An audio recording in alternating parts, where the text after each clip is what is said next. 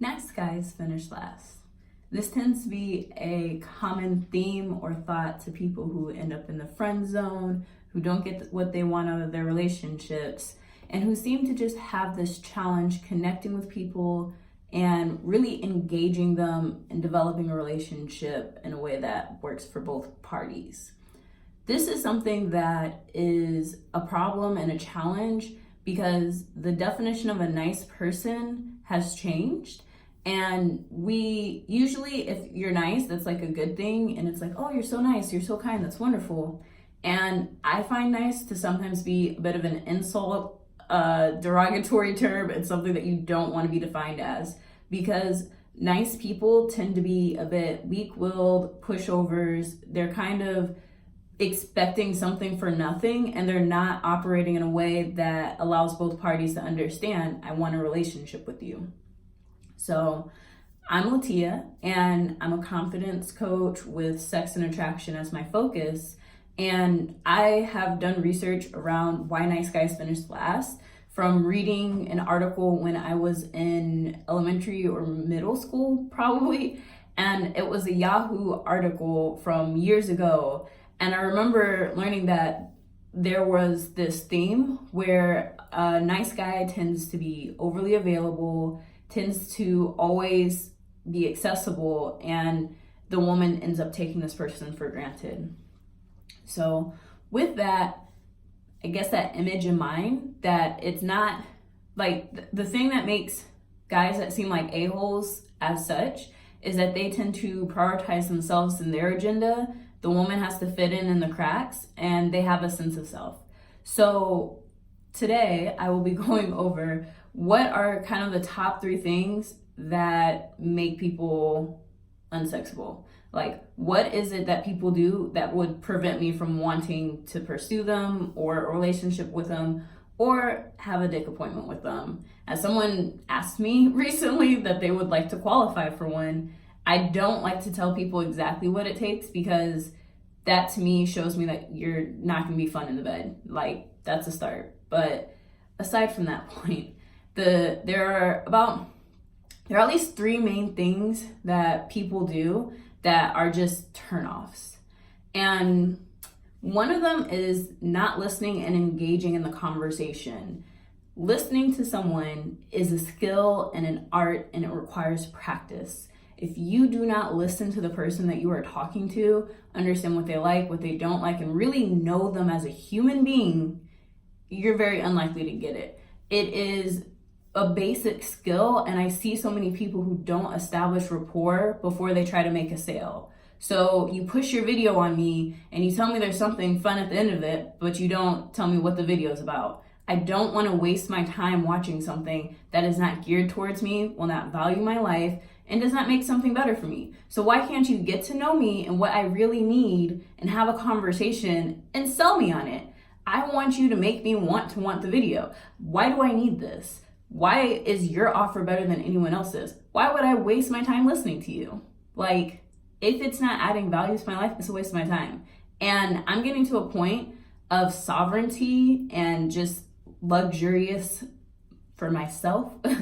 And my time is very valuable. And I try to treat it as such, and I'm taking steps to honor it more. But a lot of people will try to push something on you without knowing you, what you value, what matters to you, and really creating a value proposition for their offer. If I don't see the value of you or what you're selling, I'm not gonna buy. And sometimes I tell people blatantly, and other times I'm just kind of like, I'll just let this be ambiguous so you feel better, but I know I'm not interested in this.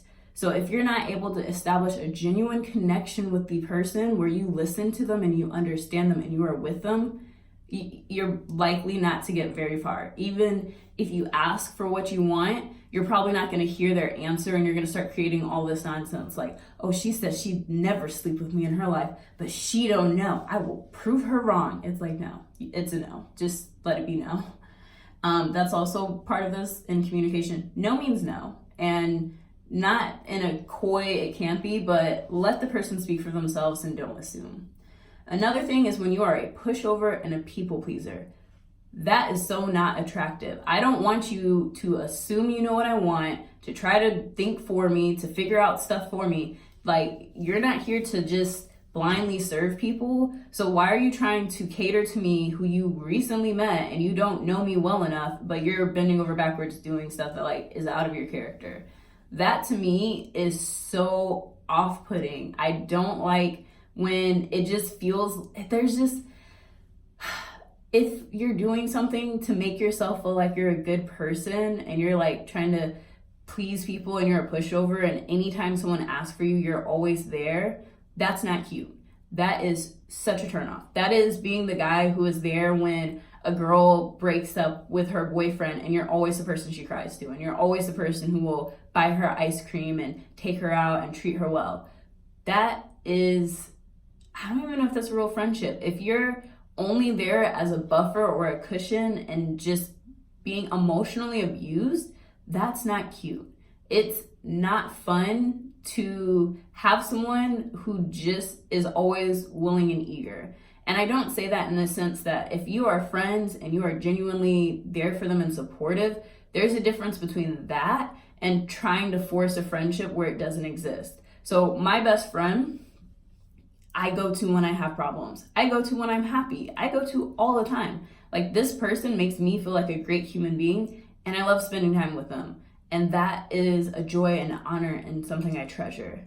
Now, for someone I just met, I don't know you. Please leave me alone. Don't be clingy. Don't try to do everything for me. Like, there's a fine balance between like getting to know you and being genuine, and then just being over the top and excessive. And a lot of people seem to lose themselves in their service to others, and there needs to be a little bit of distinction. Which brings me to the third and final thing for today, at least, that is really just kind of a turnoff. That is a weak-willed person or someone who lacks integrity. So for me, if you don't know your values and who you are at your core, and you operate willy-nilly, always trying to please other people, and you're willing to break your limits and rules and boundaries to please someone else, that is a sign of you have no will in your life. You are like fundamentally lost, I guess would be the nicest way of putting it. And that doesn't mean that you can't gain will and gain strength and identity and a sense of self. It just means that, like, there's someone that I've met, and this person is not, I don't think this person's a nice person. I question whether I actually like this person in our friendship. It is a very interesting dynamic. But I remember this person sharing about helping their friend through a difficult time, when I'm like, I just get weird vibes from you. I just don't feel like this is gonna be a thing. And they're like, oh no, look at how helpful I am to my friend. And I'm like, so you're gonna exploit the fact that you helped your friend and try to use that as currency to make me think you're a good person? Duh, you help your friend. Like, what kind of person are you? A monster? Like, that's not cute. And this person would also just do weird, quirky things that didn't feel like genuine. It was like, I don't know if it was like an awkward tick, but it would be like, I'm gonna use a voice or do just different things that were just kind of like, why are you not grounded in yourself in the moment? Like, if it were something that was a natural expression of who you are and something that you always do, like, that's fine. But there's just this sense of feeling where it's like you are projecting a false self into the world, and you're trying to make yourself extra quirky and weird. And I'm sure your normal levels of weird are weird enough. So it's like, why make it weirder? And so for me, it's like the difference between like a nice person and a nice person. So if I like think of someone, I'm like, oh my gosh, you're so nice, you're so kind, you're so genuine. It's like, oh, I just really appreciate you. It's refreshing, it's genuine, it's authentic, it's who they are. It's like, you don't even need to tell me. But the other kind is, I went out on this date with this guy, and I was just so upset. I was triggered, I was frustrated. I wanted to punch him in the face. I was like, bro, back off, leave me alone. And his response was, wow, how could you be so mean to me? I've been so nice to you. And I'm like, I hate nice people, so that's the problem. Go away now. And I think we like kept talking and kind of got to better points, but if you are a self-proclaimed nice person, you're probably a jerk full of resentment and nobody actually likes you. You're probably behaving very badly and it's not attractive. It is not fun to be around someone who is so holier than thou that they tell them that their niceness is a means for better treatment. No, you don't be nice to get things in return. That is a bigger problem and issue that we have, where we think all relationships are tit for tat. I do this, you do that. It's like, oh, we have to balance the scales. And it's like, no, if it's not coming from a genuine place where you care about this person, don't do it. It's better to be a no and honest about it instead of being like a lukewarm yes. Like, be like, yeah, I want it. Because life is too short. If you're not filling it with moments and people you care about and adding to your values and integrity and your self-will and determination, it's probably why you're losing, because you're focusing on the wrong things. You think your happiness comes from outside of yourself. And when you realize you can be happy in any moment, think about something you love, about something that makes you happy, that moment where your eyes just light up and you just feel warm in your heart and you're just like, oh, wow, it's so nice to be alive. We can generate that feeling at any time. It does not come from a specific person, place, or thing. And if it's outside of ourselves, it's not likely to be the real deal. So I guess a bonus for this moment is someone was talking on a post on Facebook and used envision as in INVISION. And I don't know if it was on purpose or an accident, but I find that profound because I feel like what we do is we think our vision comes from without ourselves. We use our physical sentence to figure things out. I look out, I see my circumstances, I create ideas. But what happens is when we kind of do this and go inside and look within our hearts and what we desire, that's where the true clarity comes from. The answers are within us, and we have the ability to create anything with our focus and intention.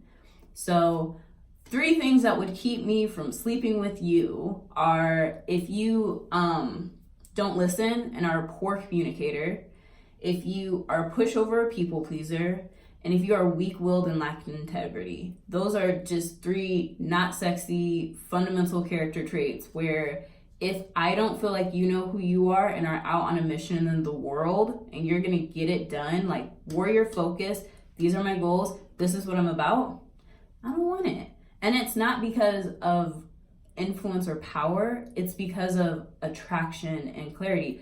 People who know what they want and what they're about and who value their time enough that they understand where you fit in, and not in a haughty and disrespectful way, but in this is what I'm doing and this is what I have going on, and I value you enough that I would like to make time for you. Not in a you trash, you don't have to be rude or disrespectful. There can be a lot of integrity and respect and letting people know these are my boundaries, this is what works and doesn't work.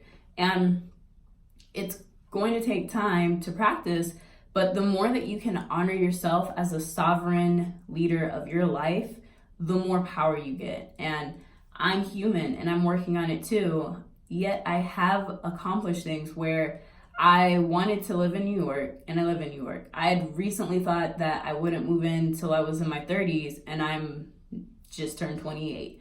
And I also wanted to make 6 figures, and technically I'm not there yet, but I'm with the amount that I make in the relocation bonus for this year, technically it counts.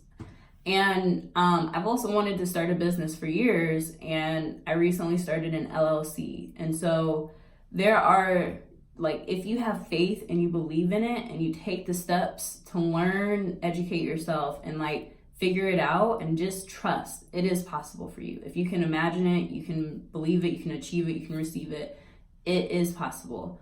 So go forth, find yourself, and find your attraction, because there is something unique about you that you and only you offer the world. And as you know who you are and what you offer and become distinct, it's going to be so profound. It may have its challenges because people of distinction are treated differently. And it's okay. I got your back. I've been through a lot of stuff. I can give you some tips, tricks, or reinforcement. As one of my friends recently told me, I have a way of helping people find their glow. So if you're feeling a little dull, hit me up and I'll throw some shine in your life.